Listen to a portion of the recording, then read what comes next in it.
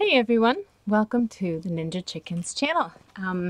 This is a knitting, fiber, crazy cat, spinning, design, crafty podcast. Thank you for joining me. My name's Maria, and you can find me on the interwebs as Ninja Chickens on Ravelry, on Facebook, and on Instagram, where I'm most active as Ninja with a dot in the middle, then chickens, ninja.chickens. You can also find show notes at ninjachickens.org. I'm coming to you from my land near Asheville, North Carolina, where I live with my husband and my two kids, and we have cats and chickens. And I moved outside today because it was a nice day. I thought it'd be nice to get some more outside time in before the weather gets too chilly, and because the chickens are right here, which I thought would be fun to watch. So I'm actually gonna call them over a little bit. We have 11. Let's see if I can get the rest of them over.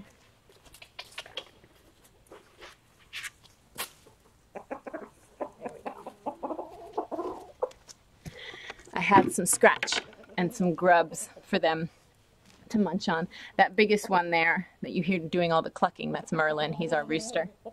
And some of the other ladies will come out in just a little bit. So welcome, thank you for coming and joining me today.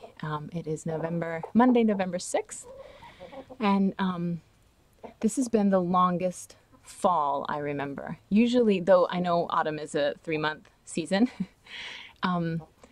usually it feels like the leaves change and fall off within about a week or two, and then that's it. It feels like winter. But it's been warm for 4-hour weather around here during the day, and if it gets chilly enough at night, well, it's getting chilly enough at night that the leaves are changing, but changing very slowly, so we've had a really long fall. You can see most of the leaves are off in my woods, but there's still a lot of color in there. Anyway, it's a really beautiful day here in North Carolina, and I hope you guys are having a really good day wherever you are. Hopefully you're not too distracted by the chickens. I see a cat coming into view too. The other one's sitting just on the other side of the camera, waiting for some mischievous act, I'm sure. So I have 2 works in progress for you today. I have no finished objects because I've been working like mad on these 2 sweaters I'm doing. The first one is the Fern and Feather that's in By Hand magazine. And it's by Jen Steingass. And when I saw that, I absolutely love all of her patterns.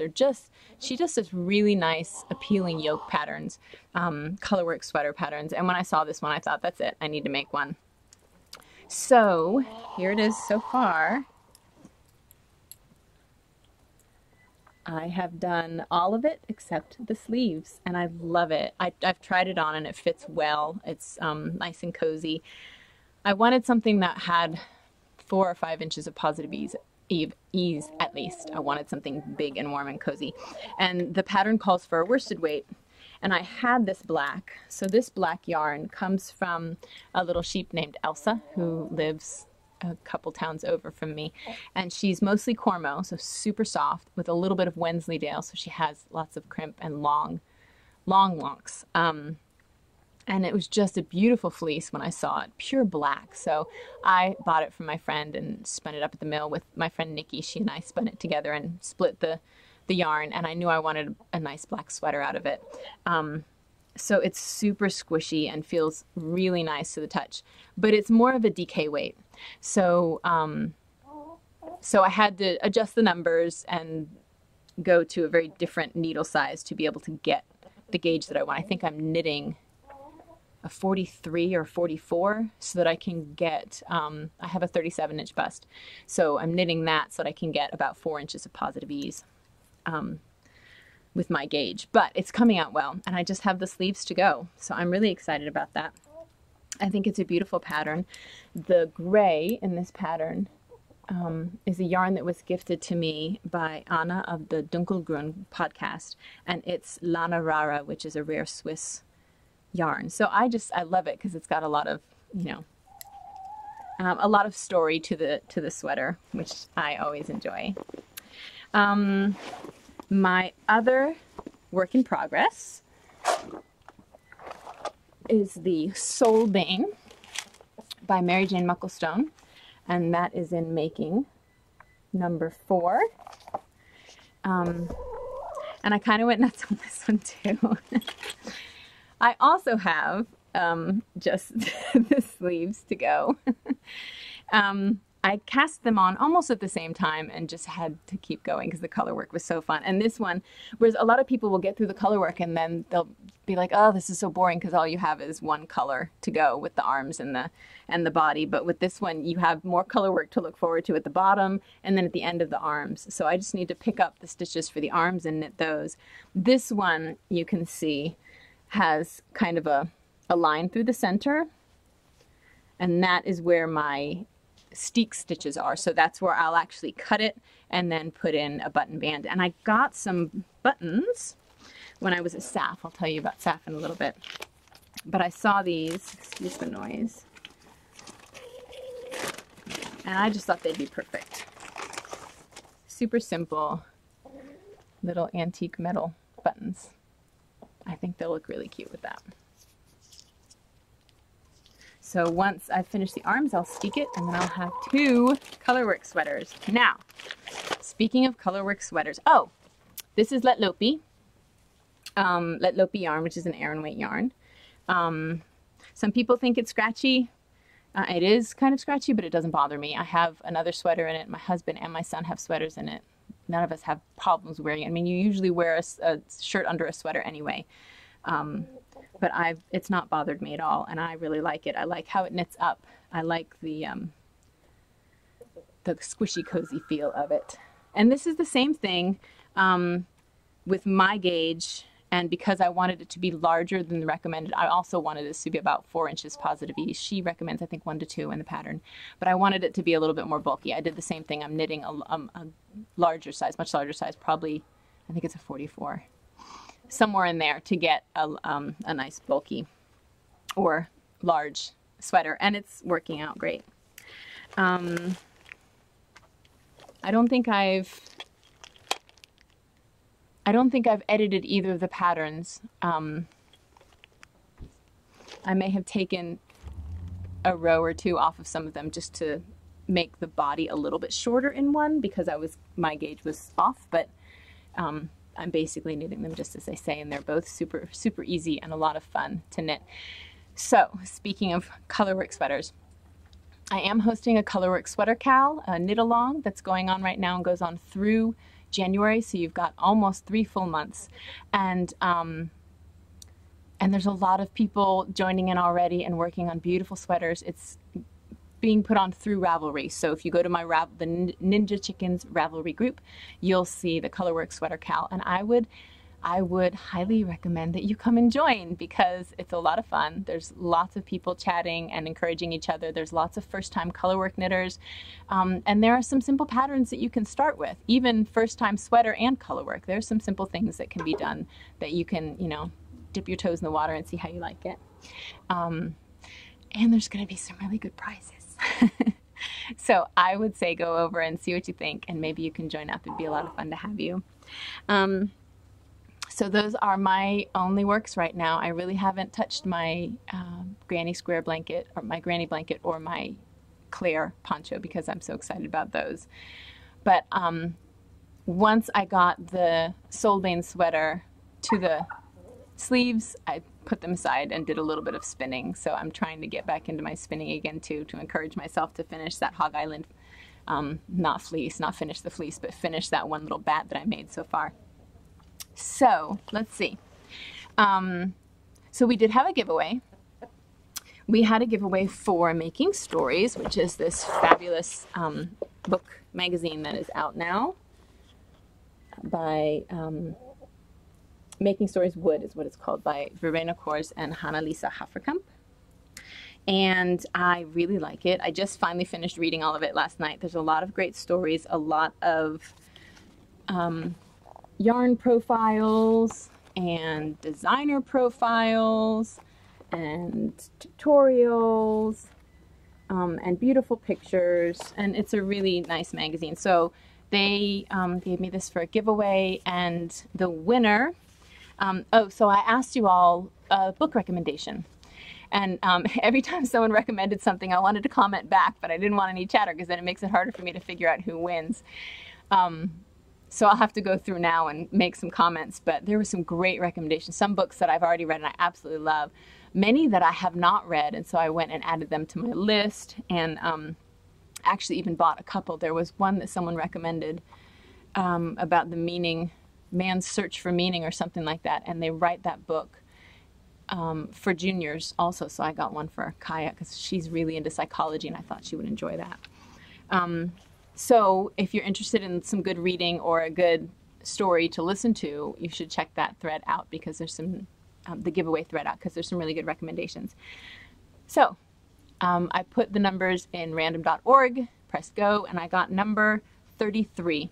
And entry number 33 is Marlang, M-A-R-L-A-N-G. And she said, the last book I enjoyed a lot is The Edge by Dick Francis.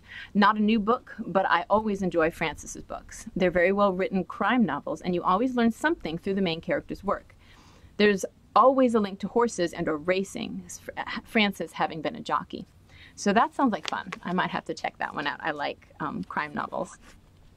So Marlang, if you'll get in touch with me, I will send this your way, and congratulations.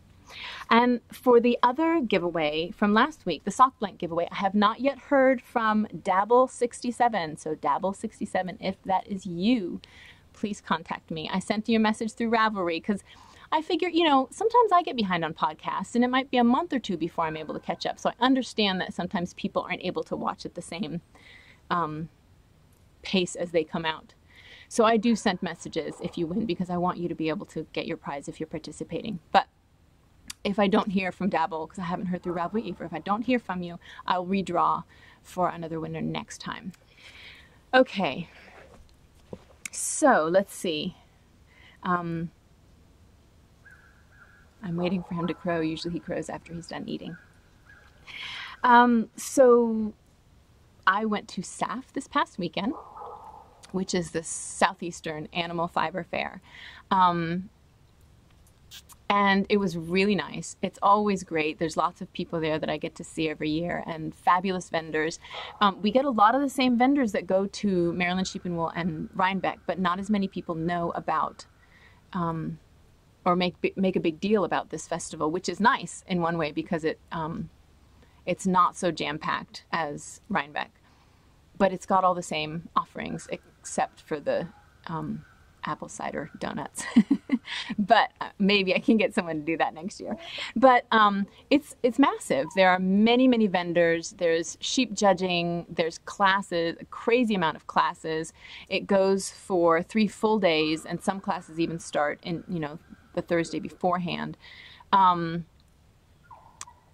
So yeah, it was really, really nice to see everyone. I worked at the welcome booth for a little while, and some people came up and said hi from seeing me on the Ninja Chickens podcast, which I think is really sweet.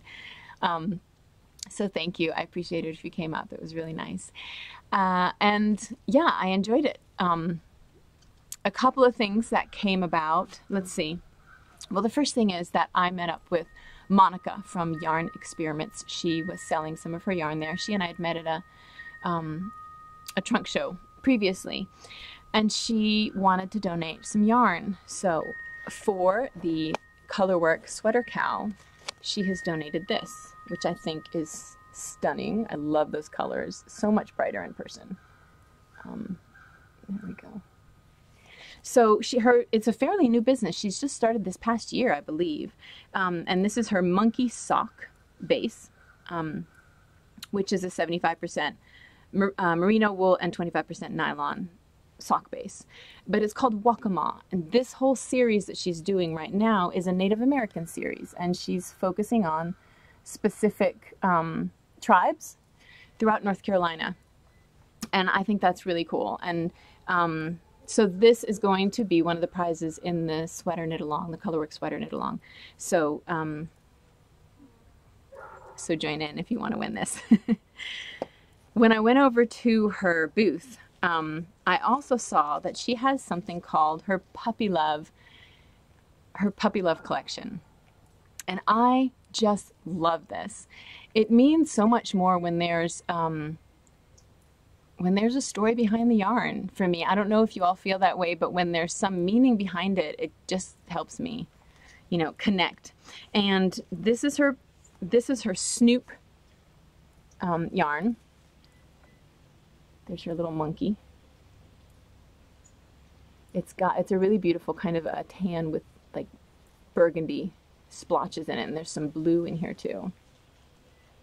It's really pretty. But what this is that whenever she sells something from her Puppy Love collection, she takes an amount from it so that she can foster a dog at her local shelter. And what that means is she pays a certain amount every month, and she picks out a dog that will be fostered, and that dog has his adoption fees paid for. So so every month, basically, she pays adoption fees for a dog, and then that dog, when there's interest, has been already paid for, and it encourages people to adopt. So this month, she just sent me a picture of the dog that she adopted. He's a little scruffy elderly dog, and he is the cutest thing. He's such a mess, and obviously needs some love. But I just thought it was so sweet when she sent me the picture of him, and I'll show you his picture. I had to laugh. He's such a silly dog. But she made his colorway, and it's called Elmer. And Elmer is from the story of Elmer the elephant, who was a very colorful elephant, but didn't want to be colorful. He wanted to be gray like the rest of his friends, so he kept rubbing blueberry juice all over him to try and become one color. But then when the rain came, it washed the blueberry juice off, and he was colorful again. So it's kind of a story of learning about embracing your own beauty. And I just thought that was really sweet. So her Elmer colorway is in the shop right now, and that's part of her Puppy Love collection. So this is another one, her Snoop, part of her Puppy Love collection. So that was a really sweet thing, Monica, and I appreciate it. Thank you. And I'm excited to hear that Elmer, or the puppy, the dog, he's not a puppy, the scruffy dog, might be adopted, because she said she couldn't find his picture on the website this morning, which would be really cool. Okay, so, sorry, there's a cat trying to get into my yarn bag. Come on. There we go. Okay. Let's try this again. I wanted to show you a couple of things that I've gotten for the Ninja Chickens shop and that are going to be up in there soon. I am having a sock blank release on the 12th at 4 p.m., Sunday the 12th at 4 p.m. Eastern Standard Time. And there'll be probably about 20 blanks in there, so hopefully if you guys have been wanting one, you can grab one. I also currently have in the shop my new pins. There it is. My sassy little chicken. She is sitting on red yarn and eggs and leaves for eco printing, and I absolutely love her. She's such a cutie. She was designed by Giada Rose of Rose Witchery on Instagram, who's an amazing artist. And I had her made into little enamel pins, which I think are super cute. So they're in the shop if you're interested. I didn't put my name on it or Ninja Chickens or anything because I thought it's a knitting chicken, so it can be for anyone. It doesn't have to be for someone who likes the Ninja Chickens podcast or anything. But yeah, those are up there if you like them. And the other thing that is going to be in the store on Sunday are the botanically printed project bags. Look at that. Woohoo! So I got together with Ashley of Twist Fiber Studio during the summer and did some printing on cotton for her, and she has made these into bags. These are her small bags, which are still a good size. I think it's 12 by 9 by 3 or 4. I mean, it's a box bottom, so they're a good size bag. And then it's a undyed muslin inside. But she did an amazing job. I told her, you know, she wanted my input on how I wanted them to be. And I said, well, if we're going to do a sturdy cotton for the printing, then it would be really nice to have these bags be something sturdy, something that feels earthy and not hefty, but strong, if that makes sense. Like there are some knitting bags that it's just one layer of fabric, and that's totally fine for a nice squishy bag. You can, you know, put it in your purse and walk off with it. But I wanted these to be to feel durable. So she has a nice an interfacing and the lining, and as well as cotton, I think it's cotton rayon, mostly cotton, linen rayon bottom. Some of them are cotton. And then a hand-cut leather band with a nice sturdy clasp. So I think these turned out fabulously. So they are going to be in the shop also on Sunday.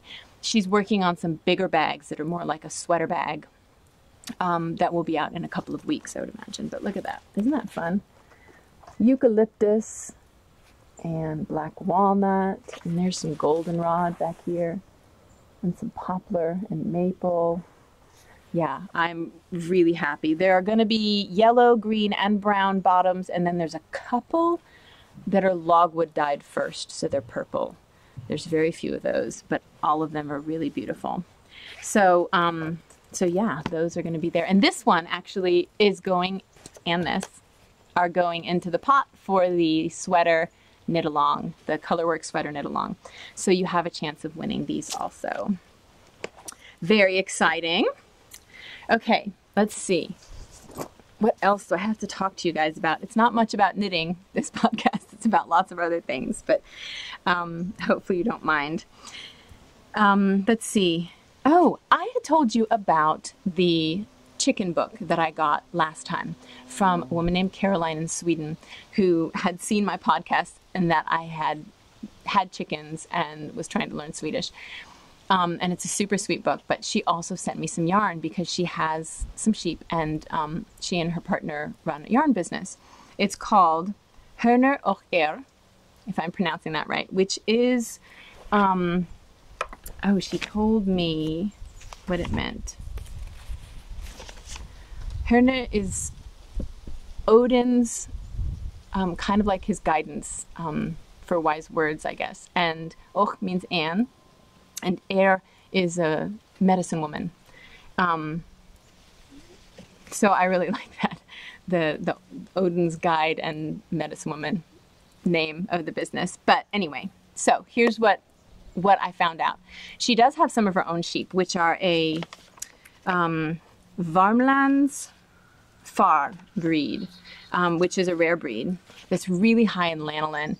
And all of this wool that from the yarn that she sent is just processed with, it's not, they don't use soap or chemicals or spin oils or anything like that. So it's very, it's clean, but it's close to raw, if that makes sense. It doesn't smell, it doesn't, and there's not dirt or anything. It's cleaned well, but it's cleaned with water. It's naturally processed. So some of the yarn that she gets from the mill, which is in the town by her house, is from her sheep. And she has that spun with some finwool or fine wool to make the Ragnarok yarn, which I have. Let me see, is this Ragnarok? Yes, this is her Ragnarok. And you can feel it. It's almost like it's got a lotion on it or something. And she says this is really, really nice wool for making sweaters out of because it's good in the weather. You know, you can go out when it's sprinkling and it just kind of rolls off because it's still got so much of that lanolin in it. It's really beautiful. I don't think she has any of this in her store right now, but I'm going to have to find some more when she does because it would be nice to have a sweater out of it. Some of the other yarn she sent was, so all of this is local, local to her area. It's local farmers that bring their wool into this little mill, which she talked about the woman. It's an older woman who runs the mill by herself. She's very proud of her work, but it sounds like she won't let anyone touch her equipment. She wants to do it all on her own. So Caroline goes in and tries to, you know, help with ideas for the yarn, and she's even said to her, you know, you need to teach someone how to use this equipment sometime. But she sounds like a spunky woman. And so Caroline will gather a lot of the spun yarns and sell them in her shop. And this is one of them. This one is Furnima, which is 50% Finn or fine wool and 50% Angora. And you can even see there's the change in color. There's some gray and some white. It's really beautiful and super soft. This one I know she's going to be putting up in her shop in the coming week, and it's really beautiful. And then there is, let's see, this one is Jodnara, which is 100% fine wool, a beautiful brown. A lot of them are worsted or Aran weights, so they're really nice for big sweaters. And then the rest are all a single spun called Bivara, which is another fine wool and super soft. And she takes a lot of these gorgeous skeins and puts her own colors on them. Caroline does. So I was just so thankful. It was such a neat box to receive, full of all these goodies. And like I said, it really means a lot more to me when there's a story to go with the yarn, because I get more connected. It's like, okay, so my parents had a tree in our backyard when we lived in Miami. It was a tangerine tree. And of course the tangerines were delicious and I loved eating from it and picking the fruit. But that tree, and that, you know, of course, if it's just a tree that someone put there, it still makes beautiful fruit, right? But I knew that when my father found out that we were going to be moving from New Hampshire, which is way up north in the States, all the way down to Miami, Florida, which is way down south in the States, completely different weather patterns. He got a tangerine from the grocery store up in New Hampshire, and he took one of the seeds and he sprouted it and he planted it. And he nurtured that little seed and he brought it all the way down to Miami and he put it in the yard. And by the time I was, you know, a kid enough to run around in the yard by myself, the tree was producing fruit and I could climb in it. And it had so much more meaning to me knowing that that tree had been sprouted by my dad and brought down and nurtured and loved, and now was producing this amazing fruit, and the fruit probably tasted juicier because of it.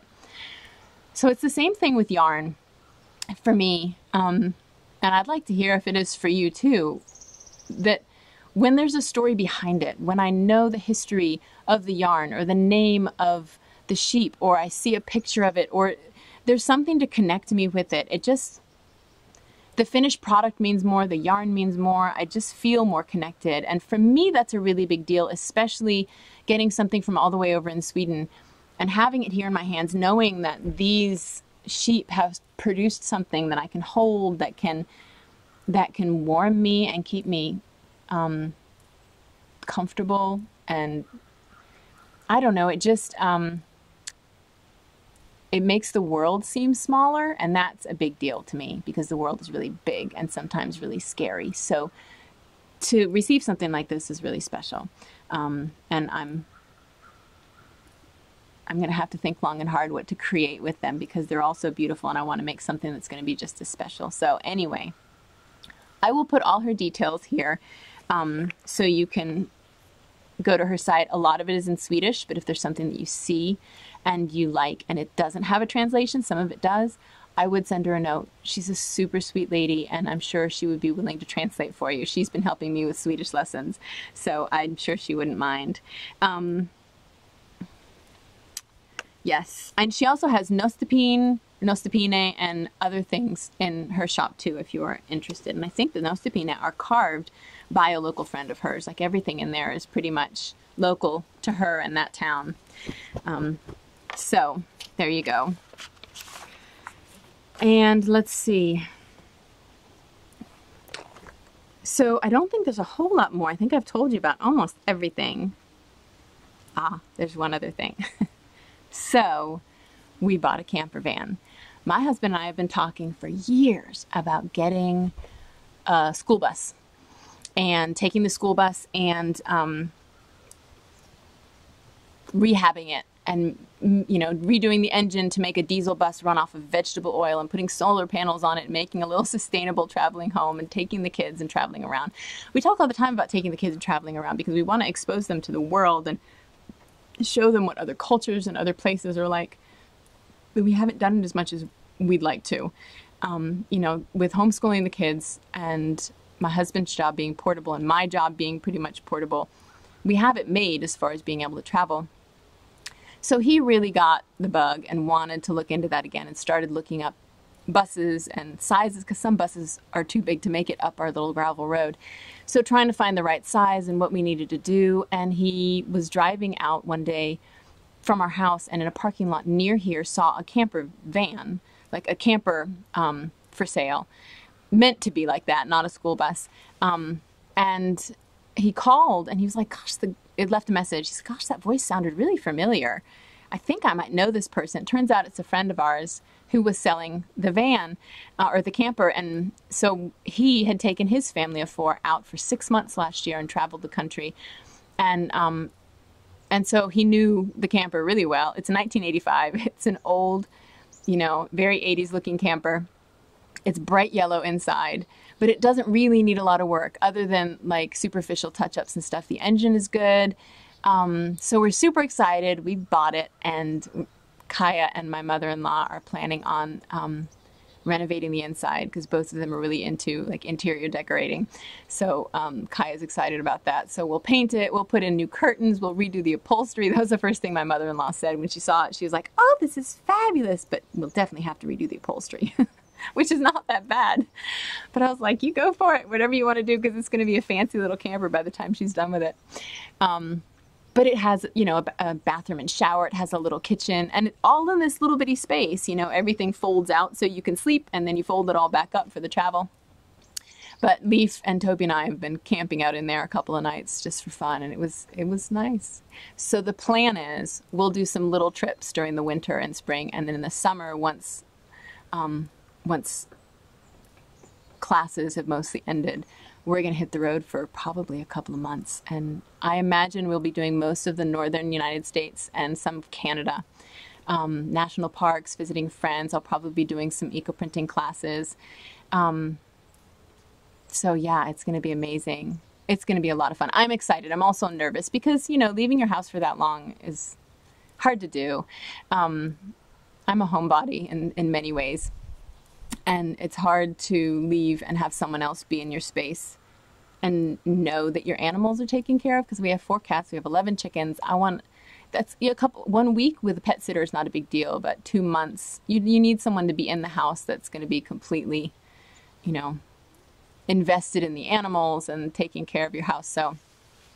So we'll see. We'll have to find that. So if anyone happens to want to travel to Asheville for a couple months this summer and loves cats and chickens, let me know. It actually would be kind of fun for another homeschooling family or a family who likes international travel to do some kind of a swap. But anyway, we're really excited. We're going to get started on the renovations very soon. And I'll post pictures and videos as that happens. But I think that's it for everything. We're going to probably take a little trip this weekend in the camper van for the first time and see how that goes. It needs a name, but we need to do the renovations first and then see what she looks like. And then we can give her a good name.